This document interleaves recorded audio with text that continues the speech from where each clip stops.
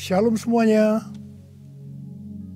Ketika Tuhan Yesus ditanya oleh murid-muridnya akan tanda kedatangannya dan tanda kesudahan dunia ini, maka salah satu dari tanda itu adalah penyakit sampar yang bisa kita sebutkan sebagai pandemi COVID-19.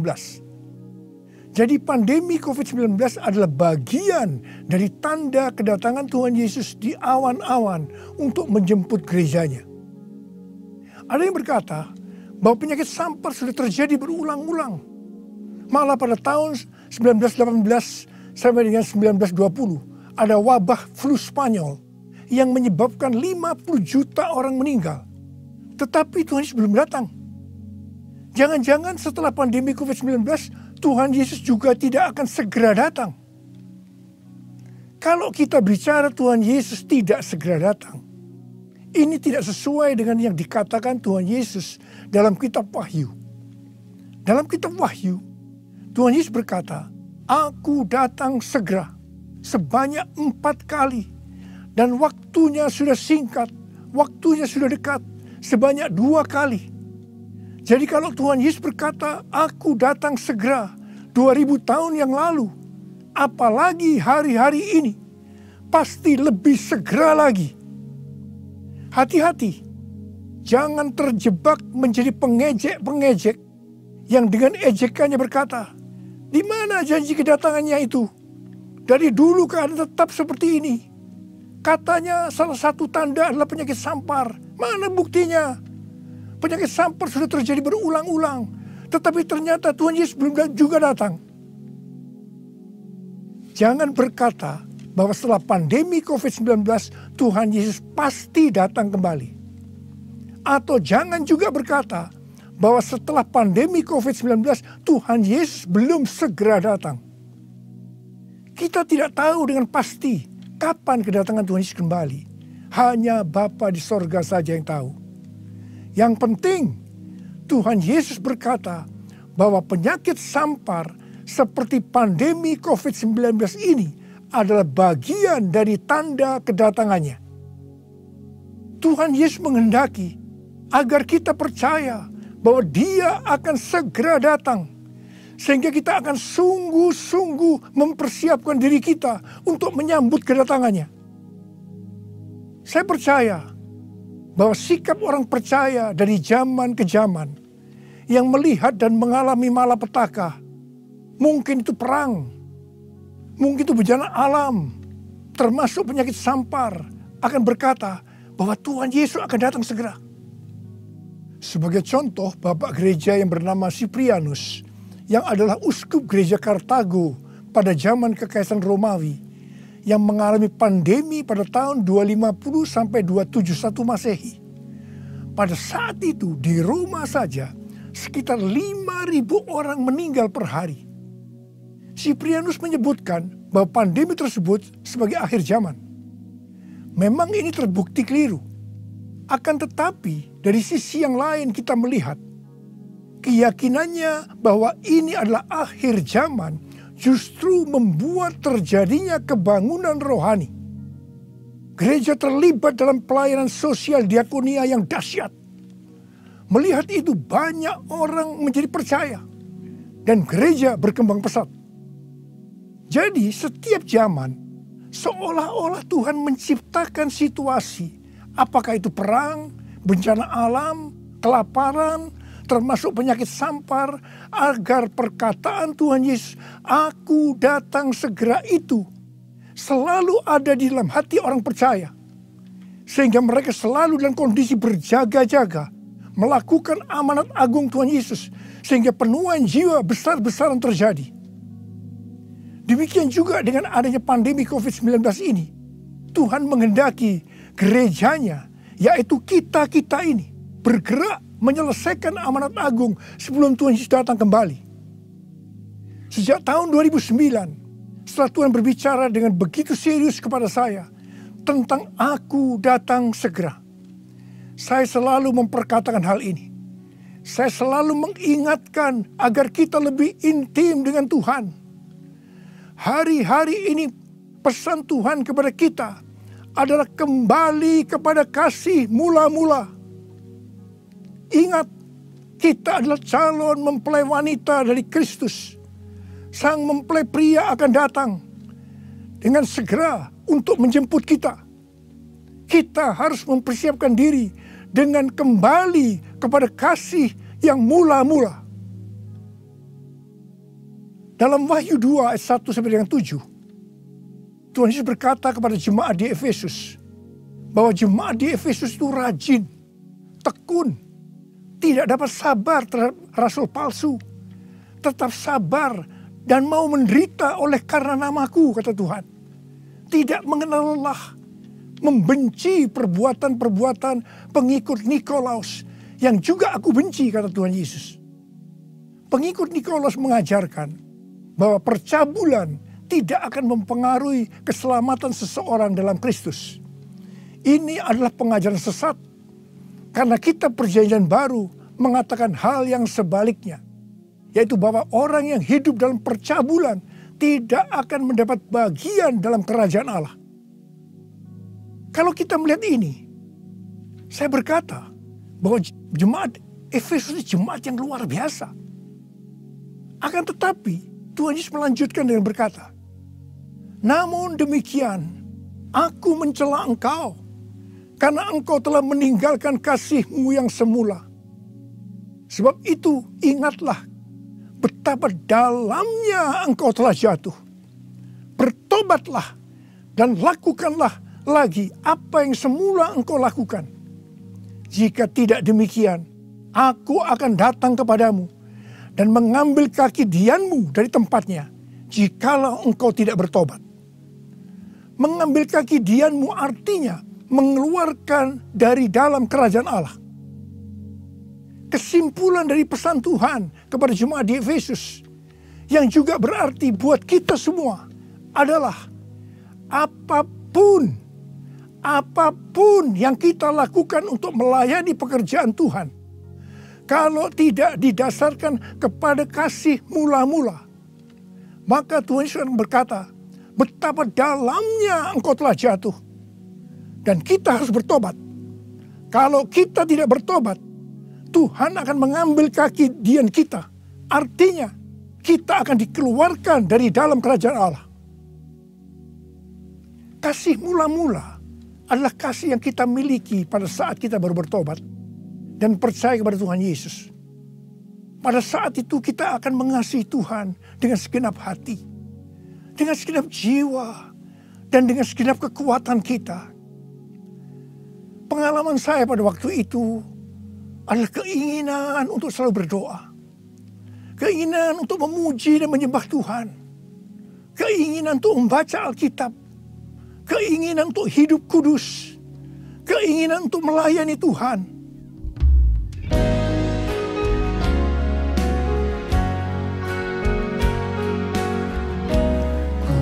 Cinta kau Yesus, hanya engkau bagiku Yesus.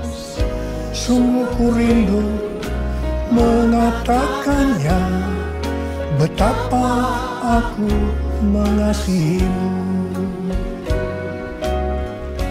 Engkau Allah dan Rajaku, kekasih dan hidupku. Engkau segalanya bagiku. Ku bersyukur kepadamu. Ku bersyukur kepadamu. Ku bersyukur kepadamu.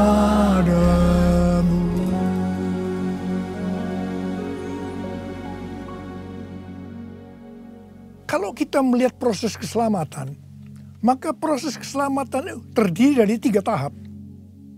Tahap yang pertama adalah proses justification, yang artinya pembenaran.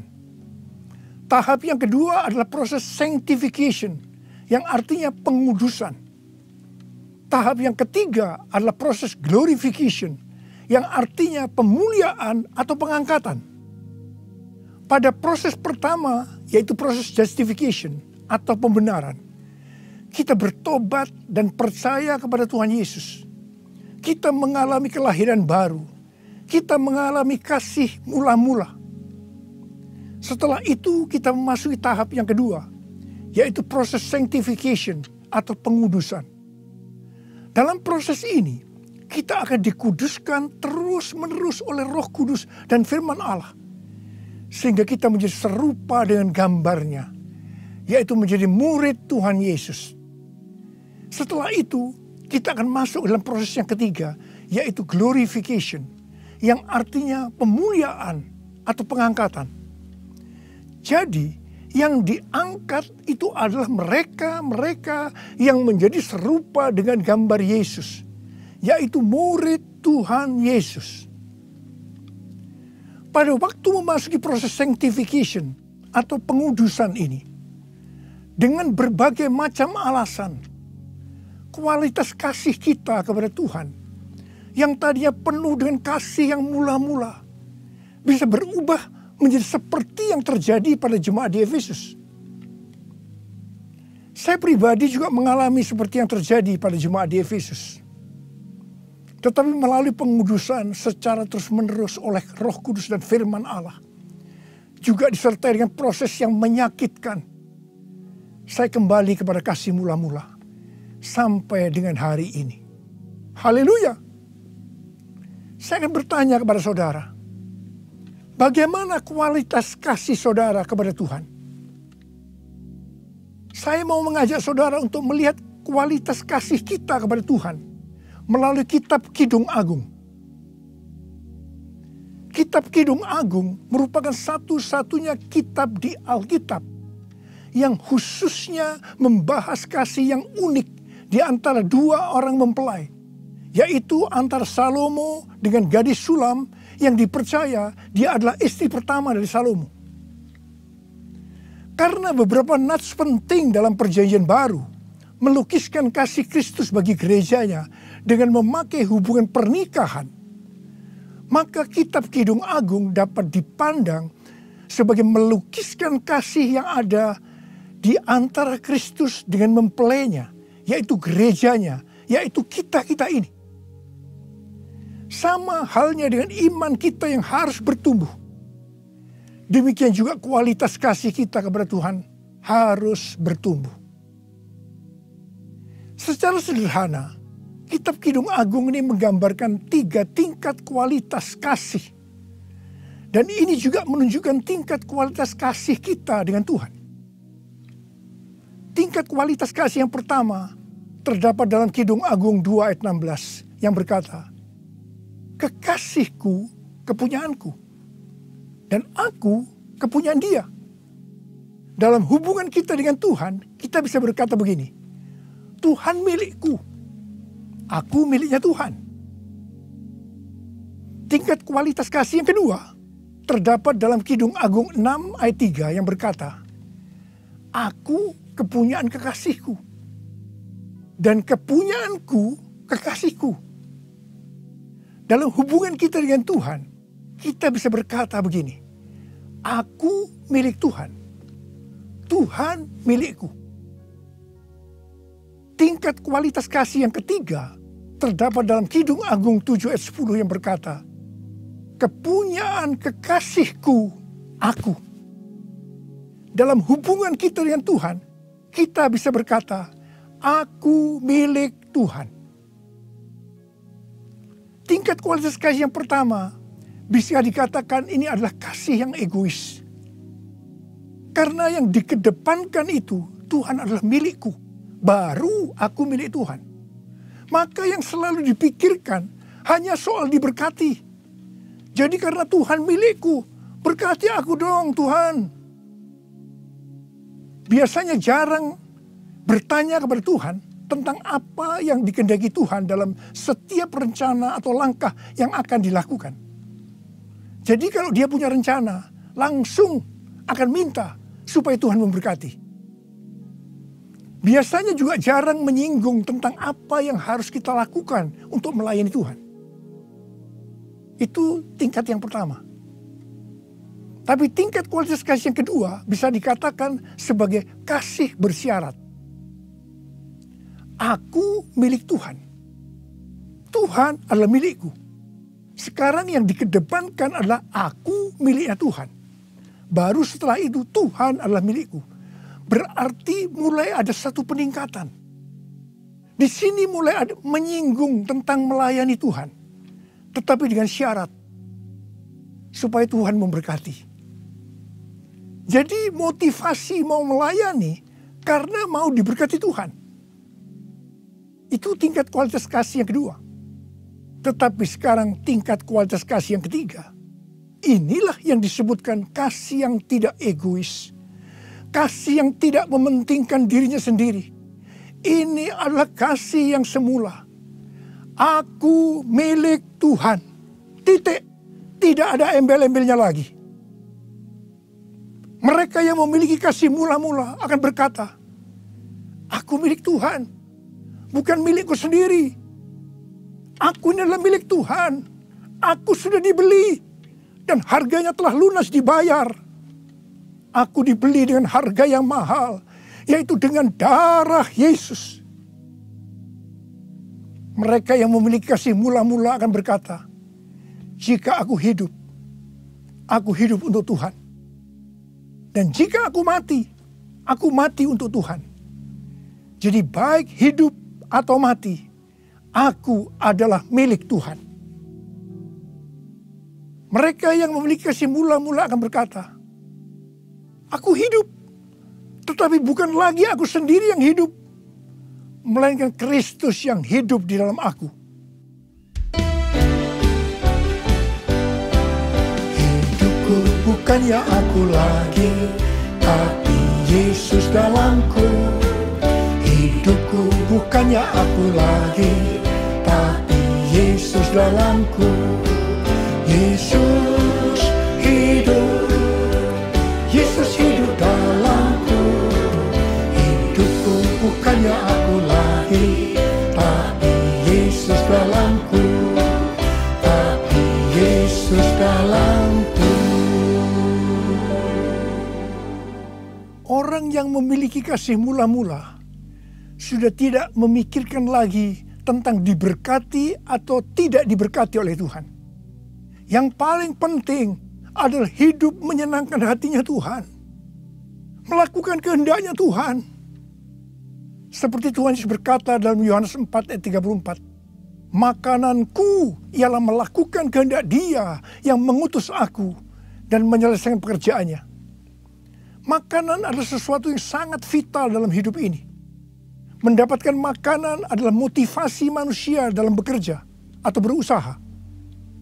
Dan Tuhan Yesus mengajarkan kepada kita bahwa yang paling penting dalam hidup ini, artinya fokus hidup kita adalah melakukan kehendak Bapa, bukan kepada makanan, meskipun makanan itu perlu. Orang yang memiliki kasih mula-mula akan melayani Tuhan seperti yang terdapat dalam Roma 14 ayat 17 dan 18 yang berkata, sebab kerajaan Allah bukanlah soal makanan dan minuman, tetapi soal kebenaran, damai sejahtera, dan sukacita oleh Roh Kudus. Karena barang siapa melayani Kristus dengan cara ini, ia berkenan kepada Allah dan dihormati oleh manusia. Orang yang memiliki kasih mula-mula akan selalu berkata, sebab engkau baik, bahwasanya untuk selama-lamanya kasih setiamu.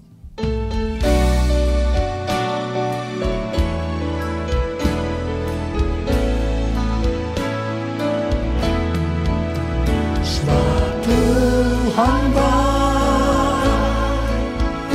bahwasanya untuk selamanya kasih setianya, sebab Tuhan bahwasanya untuk selamanya kasih setianya, bahwasanya untuk selamanya kasih setianya.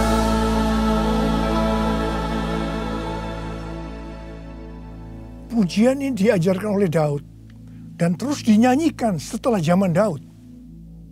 Tuhan memberitahu kepada Daud hal yang paling menyenangkan hatinya Tuhan, yaitu kalau dipuji oleh kita, bahwa Tuhan itu baik, bahwasanya untuk selama-lamanya kasih setianya. Karena memang itulah yang Tuhan lakukan untuk kita. Jadi apapun masalah yang kita hadapi, nyanyikan terus pujian tadi. Orang yang memiliki kasih mula-mula akan berkata, aku tidak takut, sebab Tuhan menyertai aku. Aku tidak bimbang, sebab Tuhan adalah Allahku. Tuhan akan meneguhkan aku, bahkan akan menolong aku. Tuhan akan memegang aku dengan tangan kanannya, yang membawa aku kepada kemenangan.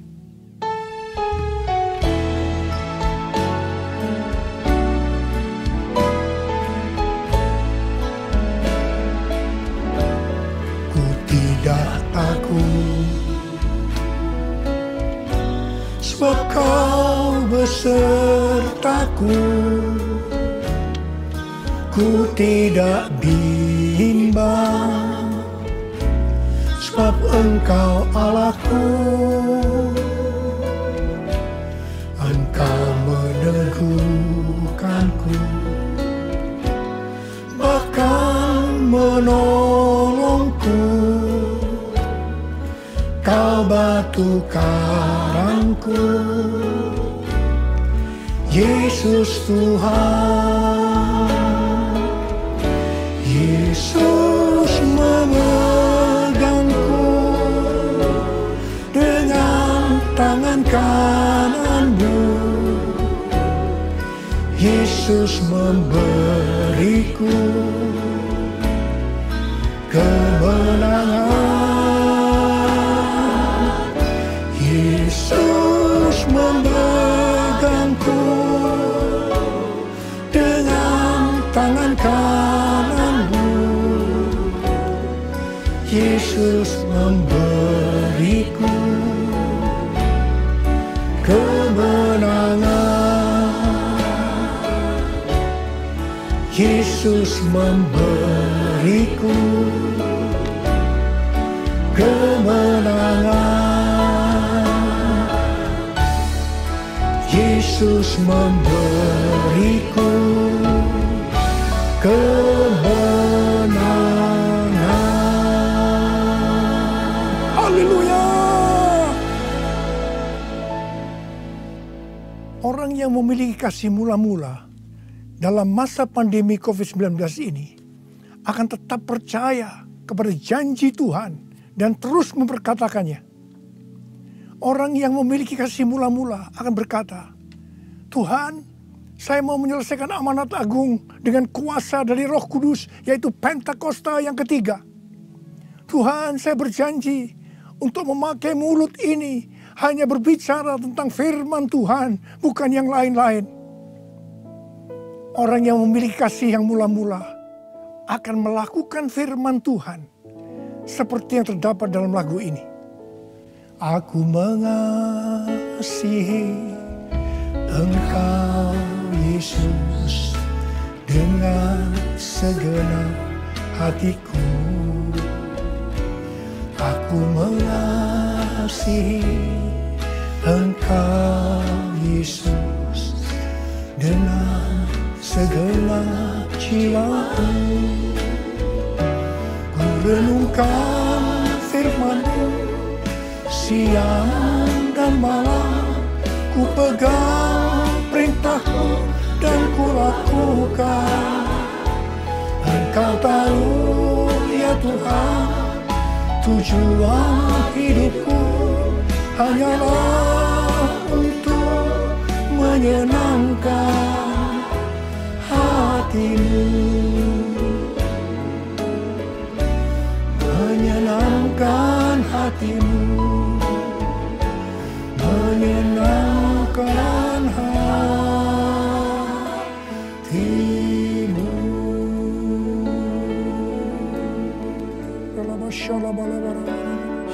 Mari angkat tangan saudara, sembah Dia, sembah Tuhan Yesus. Sembah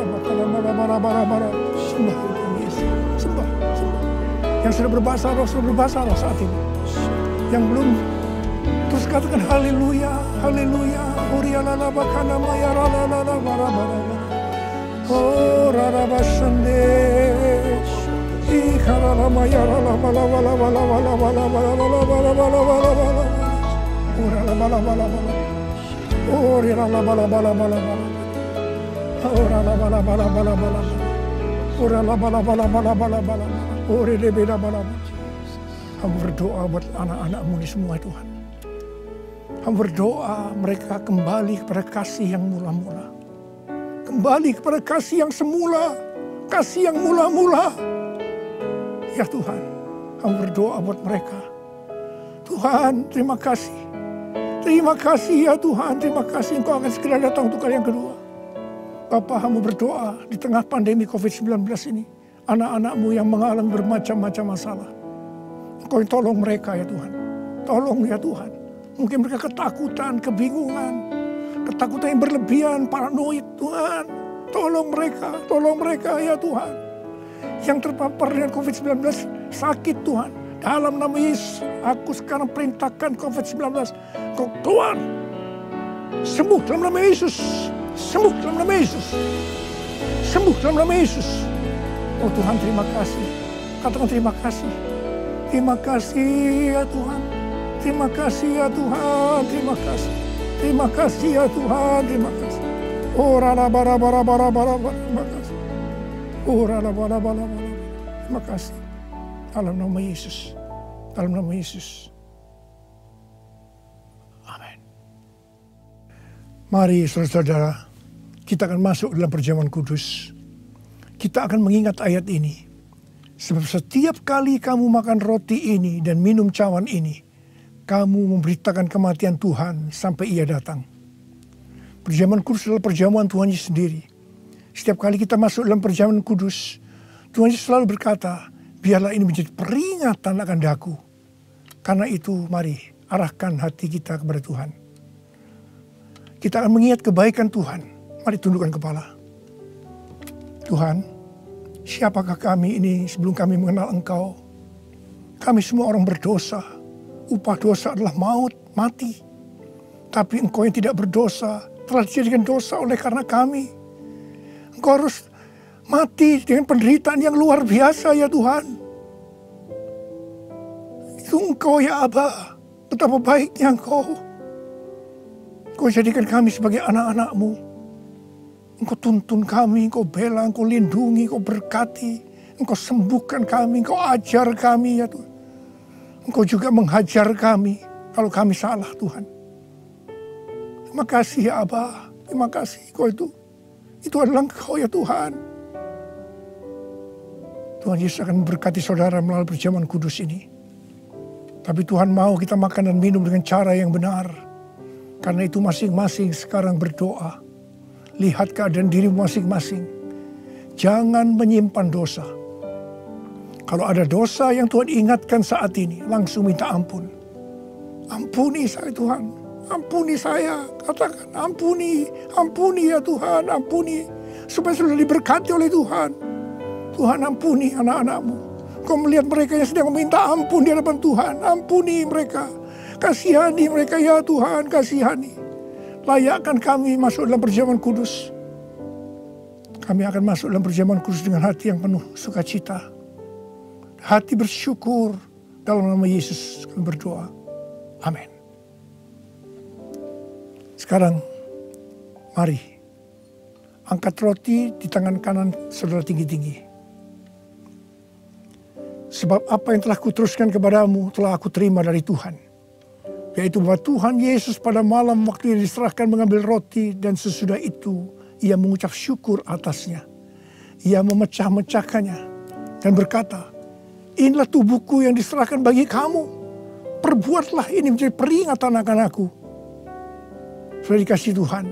Bukankah roti yang kita pecah-pecahkan ini adalah persekutuan kita dengan tubuh Kristus? Mari kita makan dalam nama Yesus.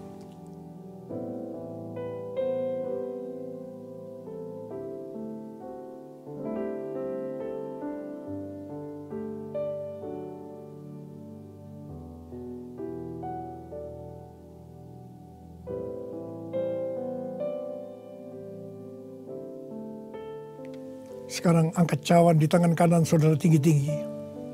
Demikian juga ia mengambil cawan sesudah makan lalu berkata, cawan ini adalah perjanjian baru yang dimeteraikan oleh darahku. Perbuatlah ini setiap kali kamu meminumnya menjadi peringatan akan aku.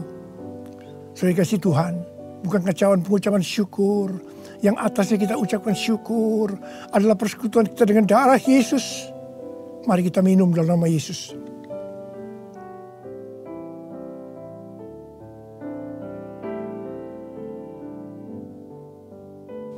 Mari angkat tangan saudara. Ucapkan terima kasih. Ucapkan syukur. Ucapkan syukur dan terima kasih ya Tuhan. Kami mengucap syukur dan terima kasih ya Tuhan. Terima kasih. Engkau baik ya Tuhan. Bahwasanya untuk selama-lamanya kasih setiamu. Engkau baik ya Tuhan. Engkau baik ya Tuhan. Bahwasanya untuk selama-lamanya kasih setiamu. Tuhan terima kasih. Tuhan terima kasih. Terima kasih. Terima pengurapan Tuhan saat ini.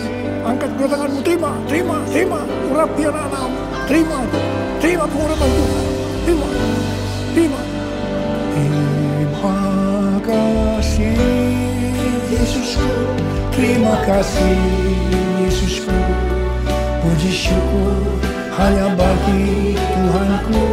Terima kasih Yesusku, terima kasih Yesusku, puji syukur hanya bagi Tuhanku. Terima kasih. Terima kasih Yesusku. Terima kasih Yesusku.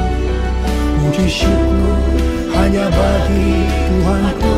Terima kasih Yesusku. Terima kasih Yesusku. Puji syukur hanya bagi Tuhanku. Puji syukur hanya bagi Tuhanku. Puji syukur hanya bagi Tuhanku.